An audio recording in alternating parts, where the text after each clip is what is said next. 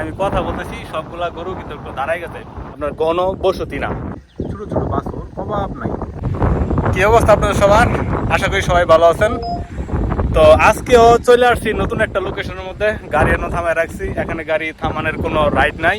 একটা ট্রাক যাইতেছে, তো ও কিন্তু আমার দেখে থামাইছে, কারণ হচ্ছে আমি গাড়ির যে ইমার্জেন্সি যে লাইট আছে ওটা ফ্লাশ করতেছে। তো সে এখানে দাঁড়ায় জিগাইতেছে যে এভরিথিংস ওকে, কোনো প্রবলেম কিনা, না এভরিথিংস ওকে।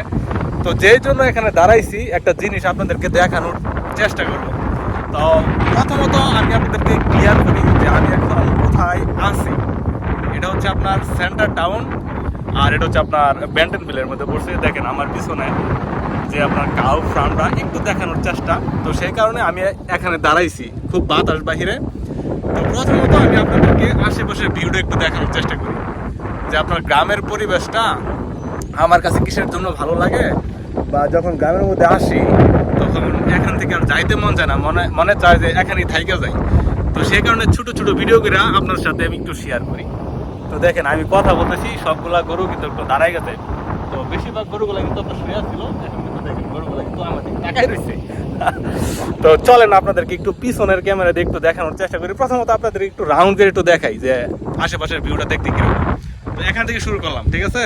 তো দেখেন আপনার পিছনের ভিউটা দেখতে কিরকম। আর এই রোডটা কিন্তু আপনার নতুন ভাবে করতেছে, ঠিক আছে? ওই পাশে আপনার হাউস টাউস আছে হালকা, এত আপনার ঘন বসতি না।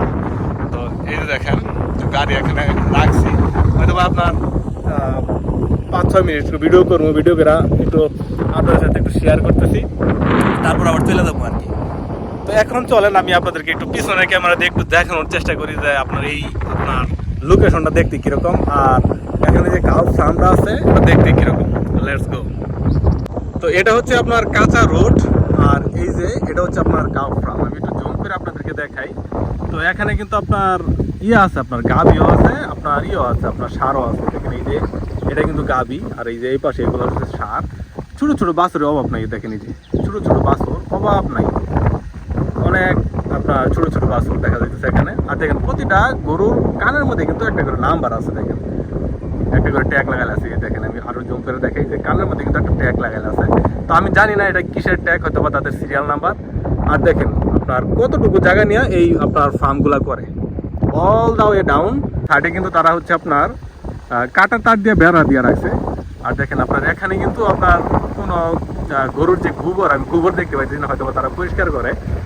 এই হচ্ছে আপনার আশেপাশে ভিউটা। আর এই পাশে আপনার তারা কাটার বেড়া আছে, কিন্তু এখানে আপনার কোনো গরু আমি আপাতত দেখতে পাইতেছি না। হয়তো বা ইন ফিউচারে তারা পালবো, বা ভবিষ্যতে পালছিল, এখন হয়তো বা তারা সব বিক্রি করে দিছে। তো এই হচ্ছে সে আপনার গরুর ফার্ম।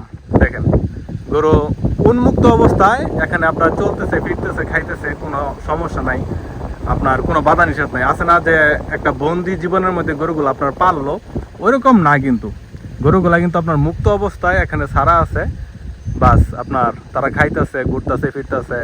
আপনার এখানে ছোট বাছুর আছে, বাছুরের মা আছে, সার আছে, এই হলো অবস্থা আর কি। তো যাই হোক, ছোট্ট একটা ভিডিও করে আপনাদের সাথে একটু শেয়ার করার চেষ্টা করলাম ব্যান্টন বিল থেকে। আর এটা হচ্ছে আপনার আমেরিকার কাউ ফার্ম, আপনাদেরকে একটু দেখানোর চেষ্টা করলাম। ভালো থাকবেন, সুস্থ থাকবেন, নিজের যত্ন নেবেন, পরিবারের যত্ন নেবেন। Take care, bye by.